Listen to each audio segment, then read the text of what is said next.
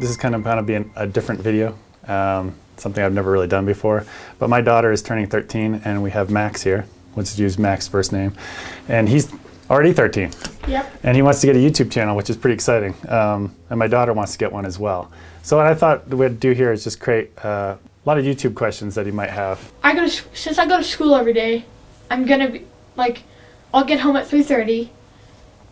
And then what do I do to kind of keep my viewers interested and keep them wanting to keep watching my vlog? Because when I get home, I normally just get my homework done and then play outside for a little bit. And my life seems kind of repetitive. Right.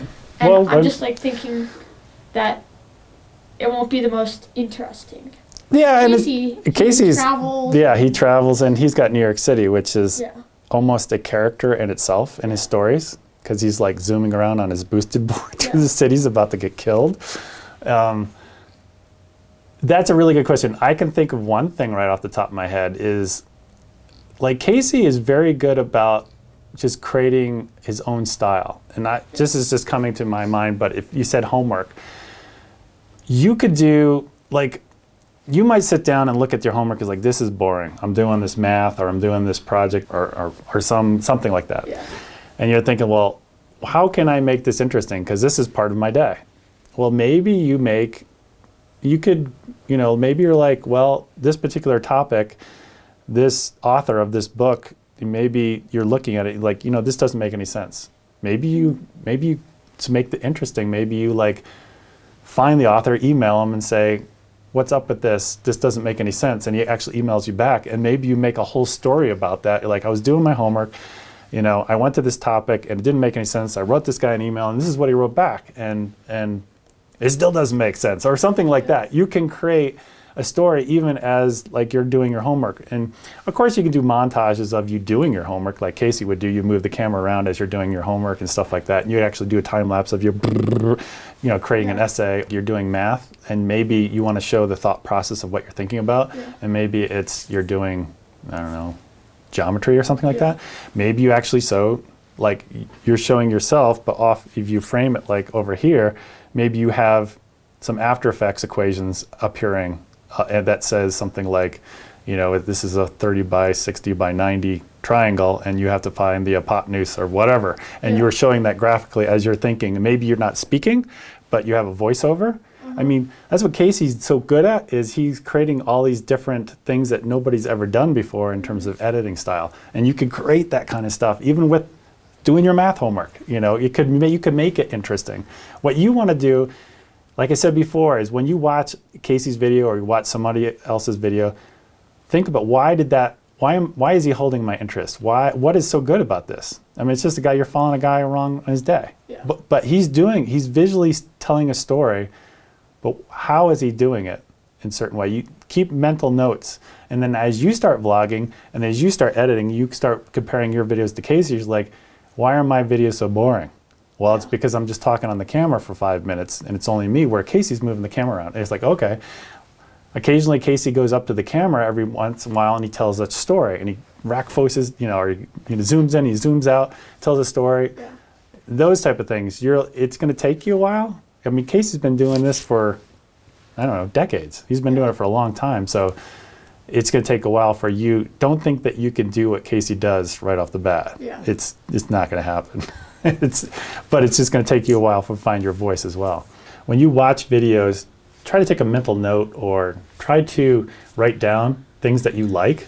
Yeah. And then incorporate that into your own style. Mm-hmm. So if Casey does something, one of the things he does a lot is he'll be in his studio, whatever it's called, and he'll actually see him enter through the door, sit down, and then rack focus, or he'll zoom in on himself and make a point and then zoom back out again.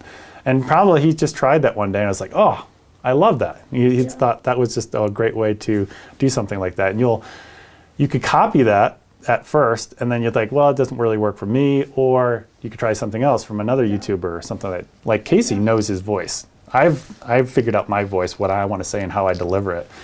But for you, you're still developing, you're still growing, you're still you're going to school. It's going to take a while for you to find your voice and what works. And when you sit down to look at the material of yourself on your machine, it'll become very obvious. You're like, I really like this. You know, like Casey does certain things. Like I remember one video I just loved it. He was out flying his drone and he crashed it, and he was like, he's like all mad, and he was like, and then he was like, it's so cold, and he's very passionate. He's like when he was flying his drone in South Africa, he's like, this is so cool. He's like 13-year-old boy. He's like, this is fantastic.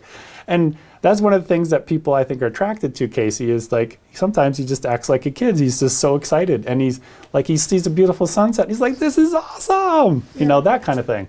And that's his voice. And it takes a while to find your own voice. And he's very positive in his videos. He never talks about politics, religion. He doesn't talk any hot topic issues or anything like. He keeps it very simplistic. So what's really cool about YouTube is as you're younger and you start this, maybe you only make $1 a month. Yeah. But maybe as you find your niche, like I talk about cameras. And maybe somewhere along your vlogging style, that all of a sudden you hit upon something that you're super interested in. You're like, I want to know more about this. And there's a big following of people that want to learn more about with you. And that's kind of my mantra is like, hey, I'm not an expert on these cameras, but follow along with me and I'll, share my experiences. You can follow along on the ride if you're along, at the same level as I am, kind of thing. Yeah. So once you find that niche and you your following keeps growing, and let's say you're 16 and all of a sudden, maybe you're making a few $100s a month from your videos. And then let's say you've graduated from college and let's say you're 22, 23 and you're starting to work for somebody, but now you're not making a few $100s a month. Let's say you're making a few $1,000s a month. Well, what's really interesting about that is when you go to work for somebody, which I think is great. I've been working for myself for like the past 10 years, but when you work for somebody, and I've been in the situation where I'm making money off the side, I have my own side business, I have my own websites because I've made money from my other websites. And how does that work when, like, if you turn on the ads, right? Will YouTube just like send you money? Or? Yeah. Once a month, you will get if you have like let's say your parents, when you turn 13, you can get like at your local bank, you can have your own debit card or whatever. Well, that bank account can be tied to you or Google, basically. Google is going to be paying you. And then what happens is at the end of the month, they'll take away some fraudulent clicks, they'll take away some other stuff, but whatever's left, they will just electronically send it to your bank account. So let's say you're 22, 23, you've got your first job, you're working for somebody, but on the side, maybe you're making 20, 30 grand a year just from YouTube. Yeah. Well, when you go into the office and your boss asks you, what do you think about this, blah, blah, blah? Well, if you didn't want to get fired and stuff like that, you might not be totally honest. But if you're making money off the side and you're doing pretty well and you think, well, if I lose this job, I can go work on my YouTube channel full time. Yeah. It gives you a certain peace of mind where you're like, oh, I'll be totally honest with you. I think this idea sucks. I think we should go in this direction with this product or whatever. And you tell your boss and you're being very honest. And I've been in that situation where I'm like, I think this is not the best way to go. I think we should go this way, even though it might be counter to what your boss is thinking. And that gives you the freedom. And I think that's a fantastic tool to have when you're going into the workforce, is being able to make money off the side. So if you've lost that job, you can at least fall back on something, which I think is pretty darn cool these days. I just thought of this. Like if you have a certain amount of followers or subscribers on YouTube, they give you like that play button. Yeah, I've got one of them. You do have one? Yeah. It's like once you hit 100,000, you'll get one. And then once you hit 1 million, you get even a bigger one that's like this big.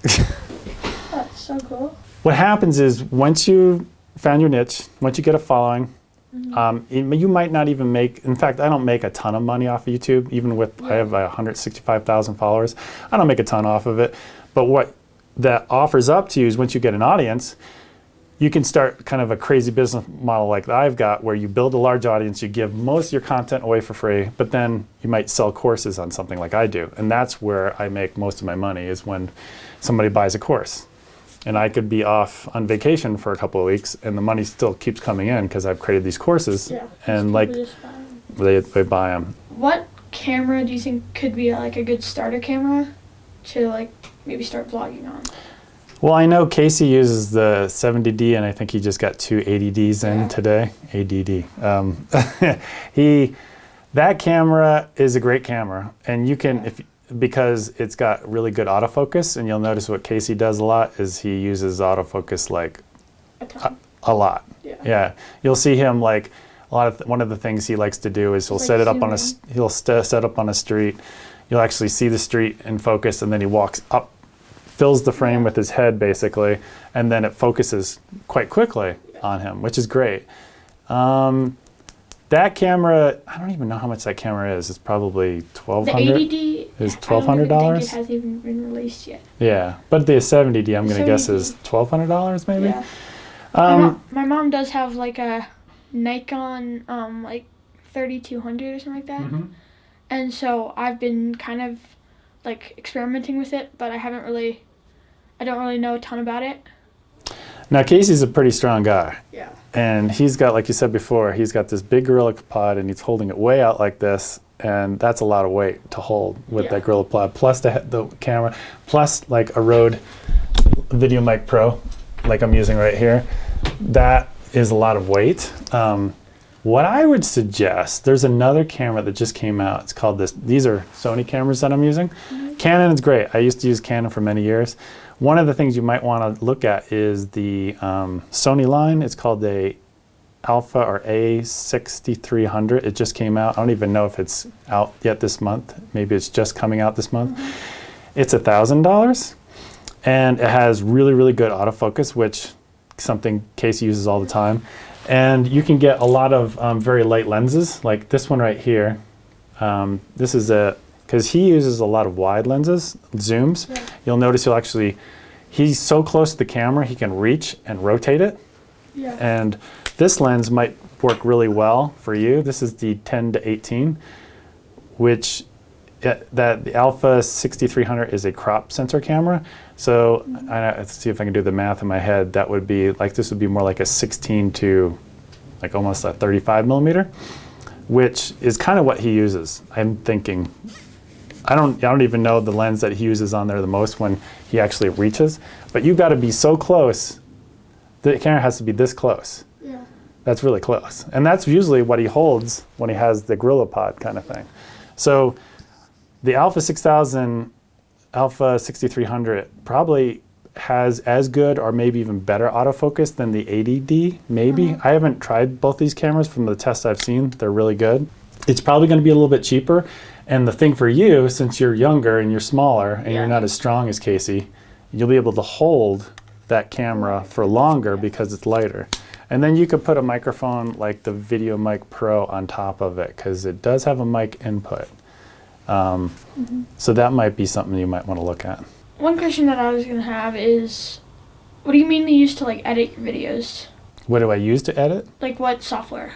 Well, there's Premiere Pro is what I normally use, and that's the CC version, which is like $50 a month that I have to pay for the whole suite. I think you can actually get it for, I don't even know, like $10 a month maybe for just the Premiere standalone. But there's another one which you might be interested in if you don't want to spend the expense of your allowance money or however you're funding this, is to use what's called, you've probably never heard it before, DaVinci Resolve 12. It's totally free. Not only is it an editing program and a very powerful one, you can do multicam edit, you can do, which if you don't know what that is, doesn't matter, but basically you can do a lot of heavy lifting with this program. It's totally free.